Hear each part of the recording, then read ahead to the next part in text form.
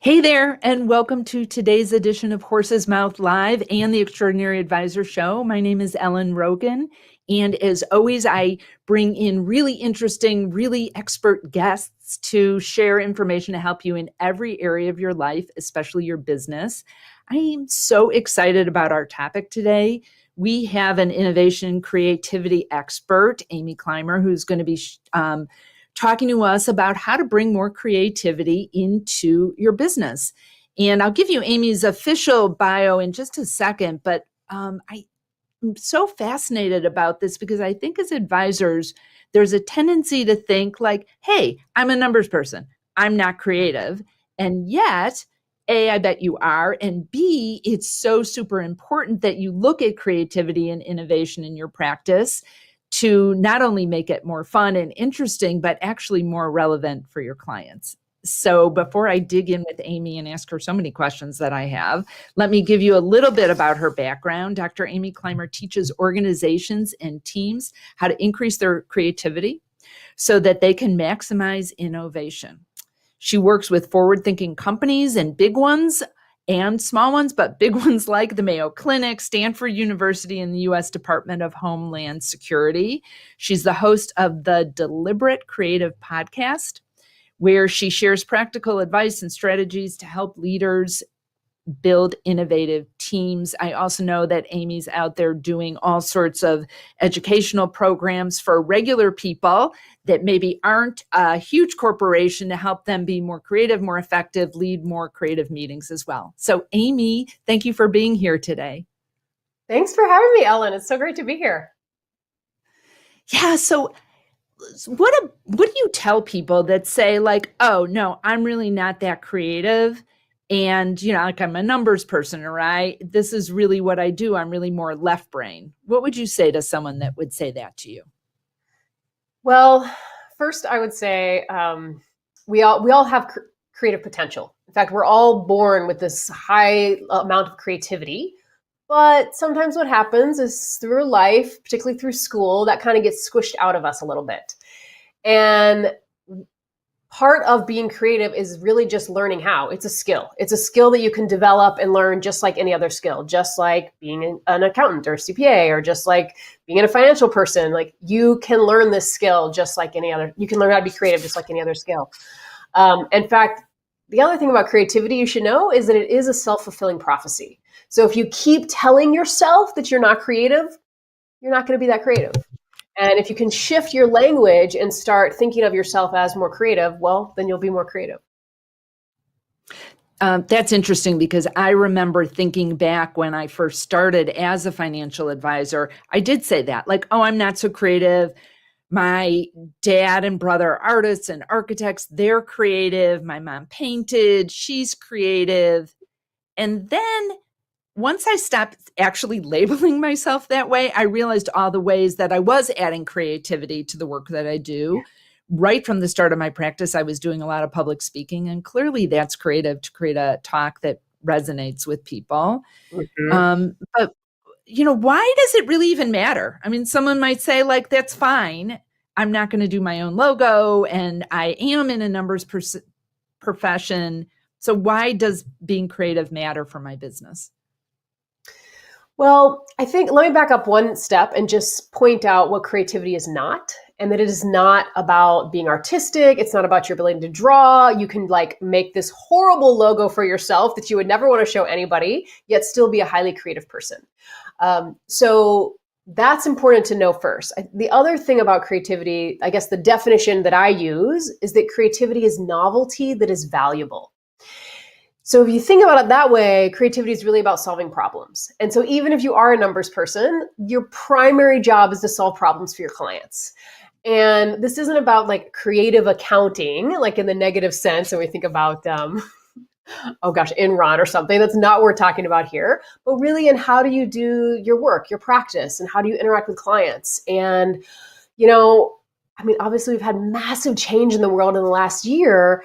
And you've probably seen some people who have been able and willing to like, oh, okay, let me respond to this in a creative way. And consequently, they're just like rocking it. They're soaring. And then there are other people who I've definitely seen who just like, oh no, I'm not changing anything. And they're struggling and their businesses are struggling because they weren't willing to be creative and innovate.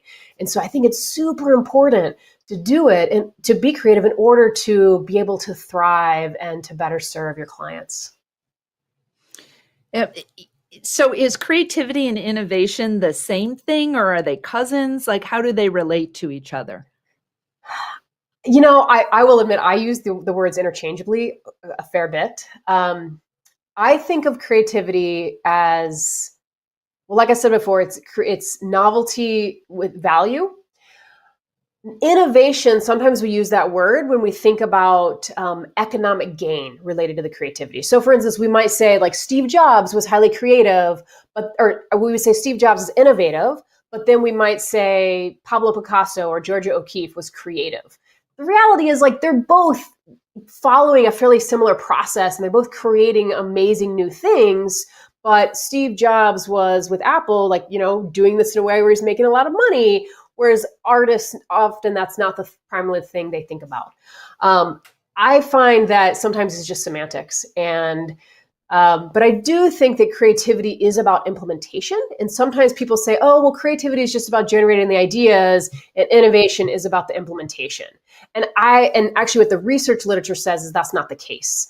There's a creative process that I teach, and the last stage of that process is implementation. Because that's a big part of learning, like, does this actually work? What do we need to change? How do we need to adjust? And so if you're not implementing, ideas are free. They're not even a dime a dozen. They're just like running around for free. So it is about implementation, but I don't get too caught up in the semantics of the words creativity versus innovation. So how do you recommend that people become more innovative in their businesses? And how do they start to do that if it's something they haven't thought of themselves as very good at in the past? Yeah. I think that, first of all, a big part of creativity, of course, is coming up with ideas. But even before that, it's really identifying, well, what are you trying to accomplish? Like what problem are you trying to solve? So are you trying to get new clients? Are you trying to serve your existing clients in more expansive ways? And so starting off with identifying what's the problem you want to focus on. So you pick a problem, and in the creative problem solving process, which is a process I teach, we call that clarify. So you're going to clarify whatever that problem is.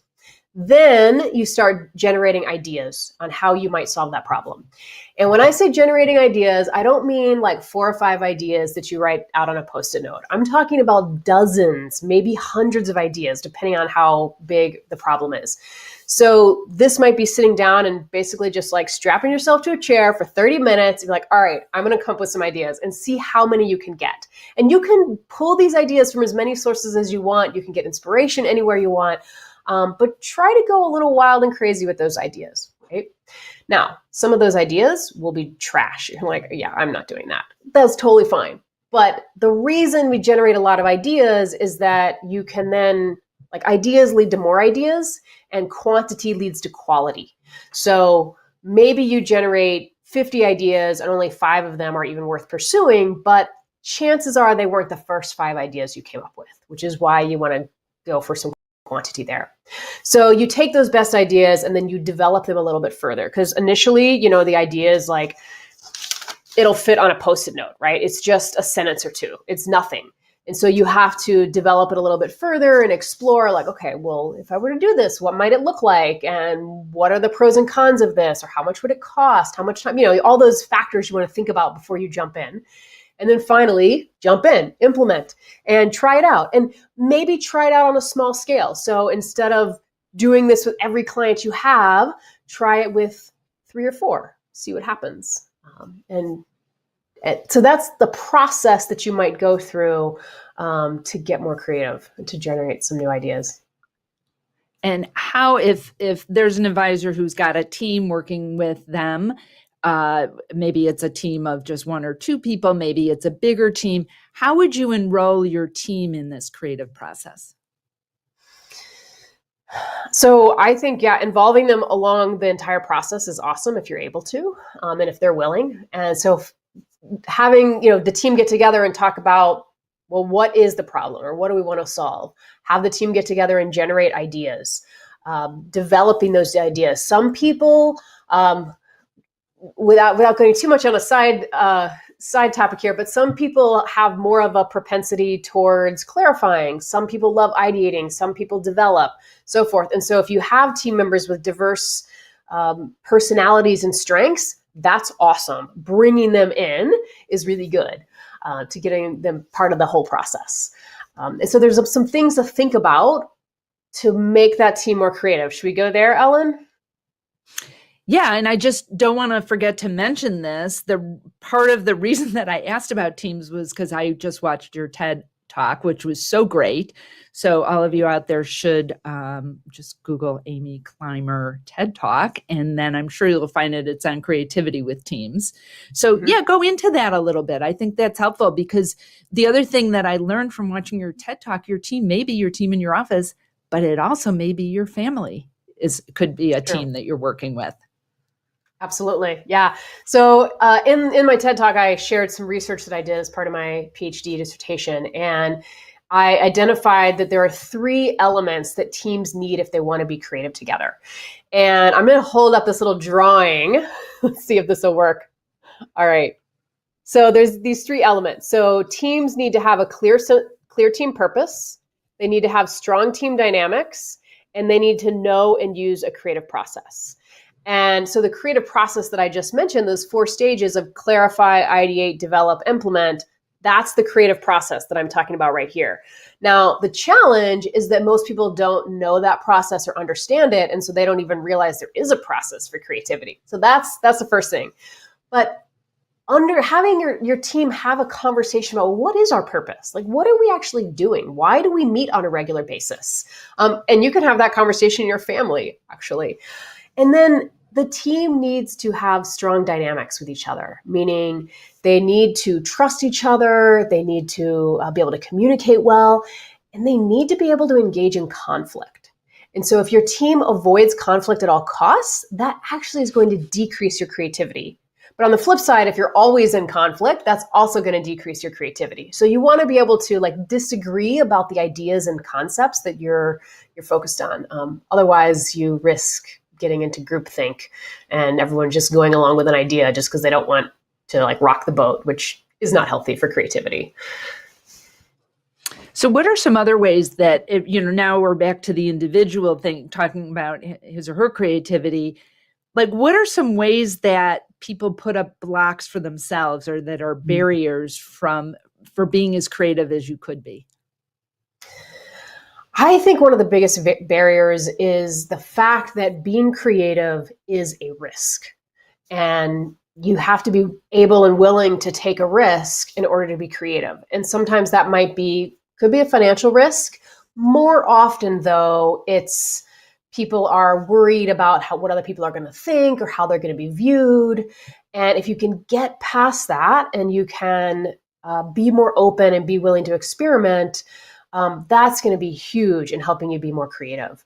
And what I've found just in my own consulting practice is that when I do that, when I put myself out there, then my clients love it. They actually really appreciate it.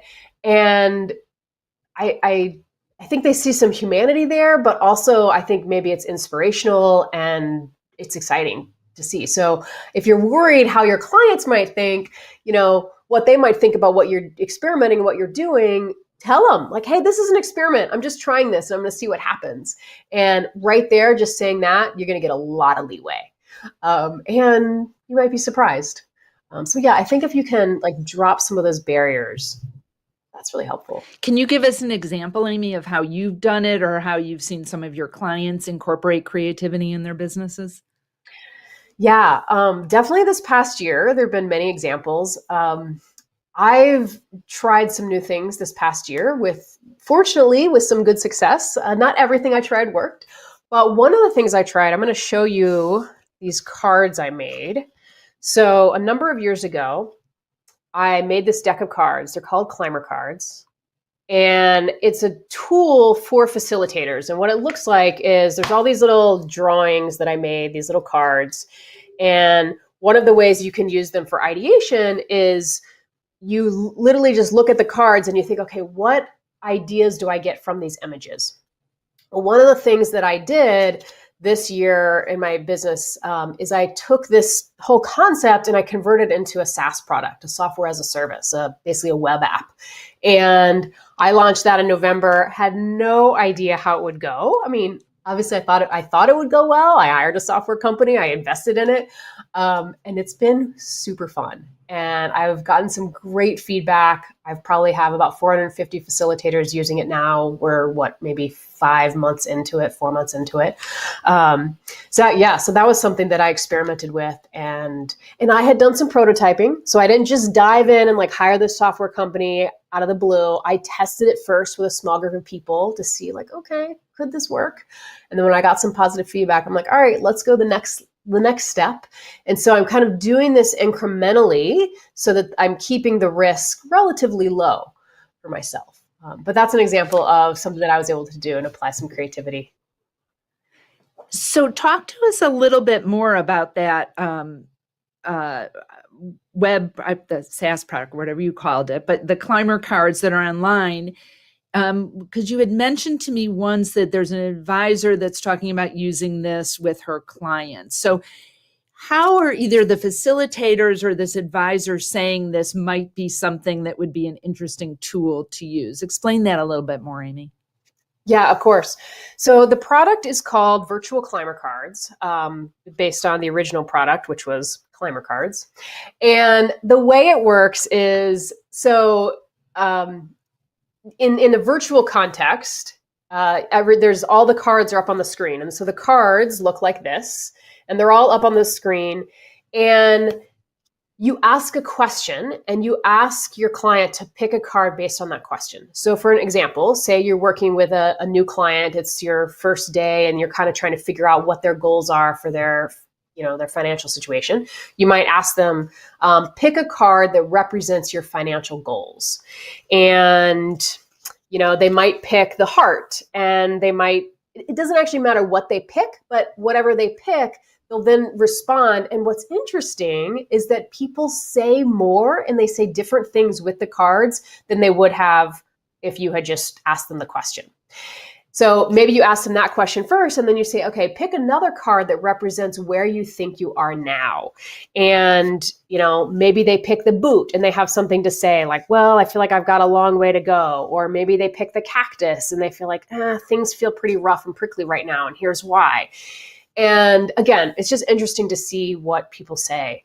And there's been some, I would say it's interesting way to have a conversation. It's a little bit more creative. People tend to open up a little bit more than if you just ask the questions without the cards. Yeah, and I know you have, because I saw on social media you had a whole bunch of cards just delivered, pallets of cards. So advisors could actually get the cards. And here's what I love about that for people to think of in the creativity is that the financial services industry is getting even more and more commoditized. And advisors can cling on to their, I'm an expert on X, Y, and Z. But my experience is if you give your clients or potential clients actually a different experience, they're more likely to see you as different than the other advisor or want to stay with you. And the other thing I like about using some creativity in those conversations is there's a tendency, especially for CFPs, for certified financial planners, to go through the checklist. Okay, these are clients' goals. What age do you want to retire? Where do you want to send your kids to college? And X, Y, and Z. And it's almost as if the goals are given to your clients by you versus the way it should be, which is they tell you what their goals are. So to have something to allow them to access, I don't know if it's, Amy, you would be able to talk about this, if it's accessing a different part of their brain or using creativity and starting to think about their goals in a different way, I would see is so additive. I mean, is it getting your client to think in a way that's different than if you were just having a conversation or running through the numbers with them? I absolutely, I 100% agree. And just from a very personal perspective, about 2 years ago, maybe, my wife and I went through the process of finding a new financial planner. We had moved states, and our other person no longer worked in the state we're in. And so we met with three, I think it was three different people. And the person that we went to, first of all, I feel like they really listened to our goals. And they were very interested in what they were. They weren't trying to change them or adjust them. And they also, I felt like they had a little bit more of an open, creative approach in how they ran the conversation versus like, oh, what age you want to retire? What age are you going to die? Which is always like the weirdest question, right?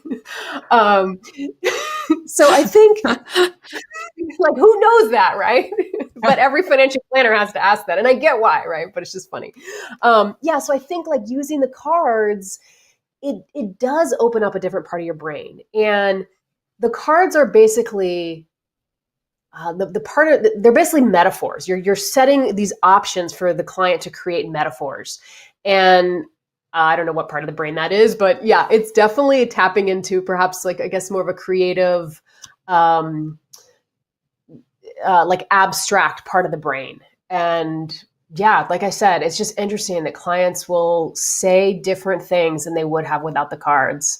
And ultimately, I think that's what you want as a financial planner is you're trying to get clients to open up and figure out like, all right, how can I help them? How can I connect with them? I think that's a big part of being a financial planner. Do you, along with the cards, are there questions that you give to say, or these are questions you can use with these cards, like prompt questions? There's some. Like when you buy them, you get some questions that are in the deck. There's also a free ebook that I have on my website at climercards.com where you can download, and there's all sorts of questions in there. There's some activities. And actually, just today, like a couple hours ago, I started a brand new Facebook group of a Climer Cards user community. And the intention there is for people who are using them to just be able to share, like, well, what questions are you asking? Where are you getting stuck or what's working really well? And so that's open to anyone who has Climer Cards. If any of you all want to get a deck, check them out, try them, play with them with your clients and show up and join the Facebook group, you're welcome to. Yeah, I love that idea. And I'd love to, my creativity is going, oh, we should work on this and come up with some financial advisor specific questions so we can take that offline, Amy. I think that would be so great. And because there's the team ones also, just to go back to the first thing you said, which I think is not how I went into this conversation thinking about creativity, but this idea of how do you solve problems for yourself and your team. And I don't know, there's so much stress that's happening in the world now with our clients, with money, maybe with you. The market's been pretty good, but then like if you're reading any of the financial things, there's some people that are like, oh my God, it's going to implode. And other people like, no, it's going to be amazing. And the bottom line is we don't know. And that uncertainty causes stress. But my experience in my business over all these years is that when I can just get calm enough to get past seeing the problem right in front of my face, I do come up with creative solutions, and having a tool to help with that is so incredibly important. What else do you want to share with us in terms of if there's a few tips to just up your creativity and maybe grow that creativity bicep muscle? What would it be that you would suggest for people? Well, actually, you just said something that I think is quite significant, and that there's this inverse relationship. How do I describe that? But anyway, that as stress goes up, creativity goes down. And so one of the ways to increase your creativity is decrease your stress. And that might just be temporarily, like, okay, for 1 hour, I'm not going to think about my problems and I'm just going to, focus on being creative. So it could be a temporary decrease. And it was interesting, like right when the pandemic hit, March 2020, at least in the US, I just stopped talking about creativity because like people didn't want to hear it. They were way too stressed. And they had all these other things to think about, like, am I going to die from COVID? Or am I going to like have a job next week? Like huge, highly stressful situations, right? Totally get it. So, but then as people kind of settled in and like maybe around June and July, then there was more interest in conversation around creativity. And that was just interesting to watch from a global level. And so I think just at a very personal level is to think about, okay, how can I decrease my stress, even if it's just temporary, in order to be more creative? And so whether that's doing some breathing or meditating for, 2-3 minutes might be enough. And then getting into some creativity practices like generating ideas, maybe using the cards or using some other tools. There's a lot of other options.